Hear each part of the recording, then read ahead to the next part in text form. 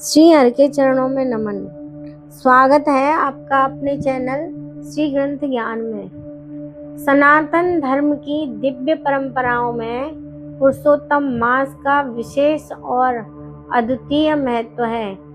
यह मास केवल एक अतिरिक्त कालखंड नहीं है, बल्कि भगवान श्री हरि विष्णु की अनंत कृपा का प्रतीक माना गया है। जब जब समय के गणना चक्र में असंतुलन उत्पन्न होता है, तब यह पवित्र मास प्रकट होकर धर्म और साधना के मार्ग को सुदृढ़ करता है।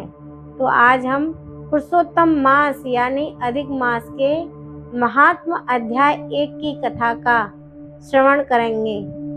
पुरुषोत्तम मास महात्मा कथा अध्याय 1। एक समय की बात है, भक्तों की सभी मनोकामनाओं को पूर्ण करने वाले वृंदावन के स्वामी भगवान पुरुषोत्तम को प्रणाम करते हुए इस पवित्र कथा का आरंभ होता है। भगवान नारायण, नर नरोत्तम, देवी सरस्वती और महर्षि व्यास का स्मरण कर यह कथा आगे बढ़ती है। पवित्र नैमिषारण्य में अनेक महान ऋषि मुनि एकत्र हुए थे। वे सभी देवों के ज्ञाता, सभी वेदों के ज्ञाता, तपस्वी, ब्रह्मनिष्ठ और परोपकारी थे। उनका उद्देश्य था यज्ञ के माध्यम से संसार का कल्याण करना और ऐसा ज्ञान प्राप्त करना जिससे जीवों का उद्धार हो सके। उसी समय सूत जी, जो कि महान कथावाचक हैं और शास्त्रों के मर्मज्ञ थे, तीर्थ यात्रा करते हुए वहां पहुंचे। उनका स्वरूप अत्यंत दिव्य था। वे शांत, संयमी, भगवान के नाम में लीन और आध्यात्मिक तेज से प्रकाशित थे। सूत जी को देखकर सभी ऋषि आदर पूर्वक खड़े हो गए। उन्होंने उन्हें उत्तम आसन दिया और विनम्रता से निवेदन किया कि हे सूत जी, जब आप सब शास्त्रों के ज्ञाता हैं, तो कृपा करके हमें ऐसी कथा सुनाइए जो सारभूत हो, कल्याणकारी हो और हमें इस संसार रूपी सागर से पार लगाने वाली हो। ऋषियों की यह विनती सुनकर सूत जी प्रसन्न हुए और उन्होंने कथा प्रारंभ की। सूत जी ने बताया कि वे अनेक पवित्र तीर्थों की यात्रा करते हुए वहां पहुंचे थे।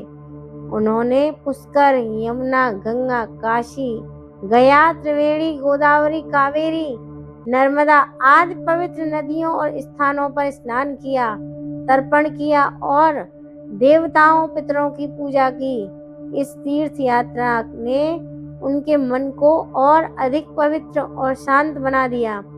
यात्रा करते करते वे हस्तिनापुर पहुंचे, जहां उन्होंने सुना कि राजा परीक्षित ने अपना राज्य त्याग दिया है और गंगा तट पर तपस्या कर रहे हैं। यह सुनकर सूत जी भी वहां पहुंचे। गंगा के किनारे का दृश्य अत्यंत अद्भुत था। अनेक सिद्ध योगी और ऋषि वहां एकत्र थे,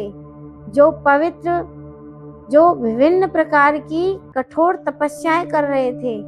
कोई उपवास कर रहा था, कोई केवल वायु पर निर्भर था, तो कोई फलाहार कर जीवन यापन कर रहा था। उसी समय वहां एक महान दिव्य घटना घटी। महर्षि व्यास के पुत्र, ब्रह्मज्ञानी और महान योगी श्री सुखदेव जी वहां पधारे। वे युवा थे, परंतु उनके भीतर अद्भुत वैराग्य और ज्ञान था। उनका स्वरूप अलौकिक था। वे संसार के मोह से महत्वपूर्णतः मुक्त और ब्रह्म में लीन थे। उनके आगमन पर सभी ऋषि मुनि सम्मान में खड़े हो गए और उन्हें एक ऊंचे स्थान पर विराजमान किया। सुखदेव जी उस सभा में ऐसे शोभित हो रहे थे जैसे आकाश में चंद्रमा तारों से घिरा हुआ चमकता है। सभी मुनि उनके चारों ओर बैठकर उनके मुख से ज्ञान और भगवान की कथा सुनने के लिए उत्सुक हो उठे। इससे आगे का महात्मा अगले वीडियो में। तब तक के लिए हरे कृष्ण।